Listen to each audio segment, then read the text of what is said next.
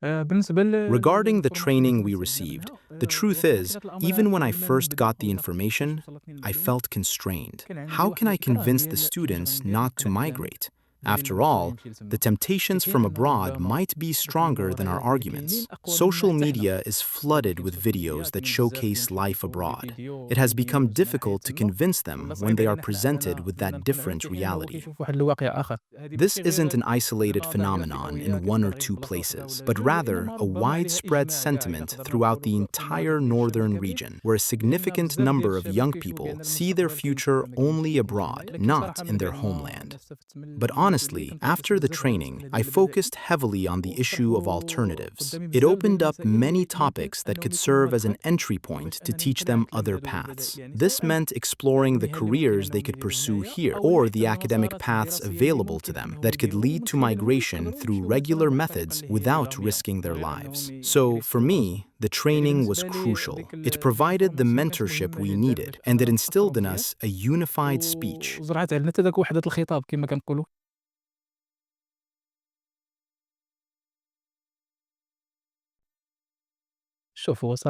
Look, honestly, there's a significant difference. You might not quantify it, but it's evident. It shows through the students' responses and interaction. That's what defines the teaching method.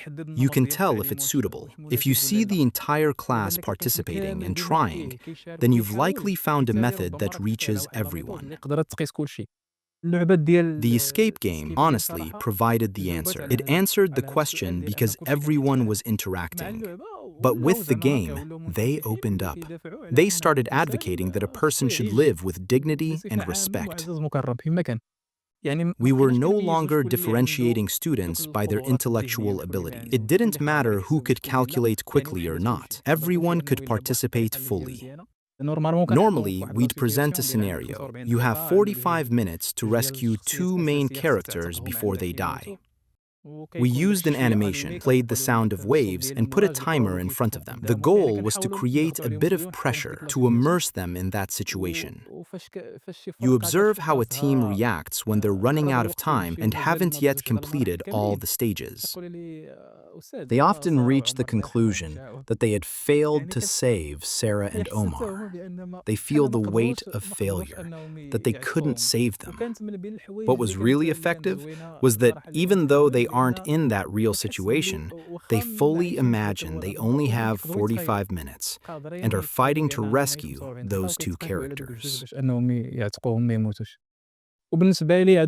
For me, this is what defines an effective teaching method. We can name it learning through play. We play, we enjoy, and we learn.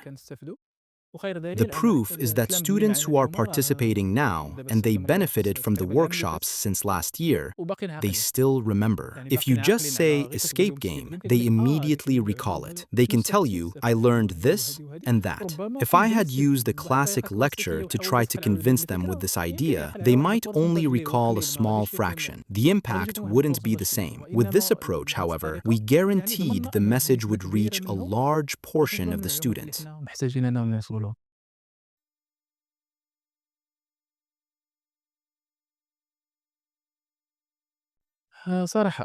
Truthfully, without a doubt, it would be excellent if we could frame all learning and all the other issues to follow this approach.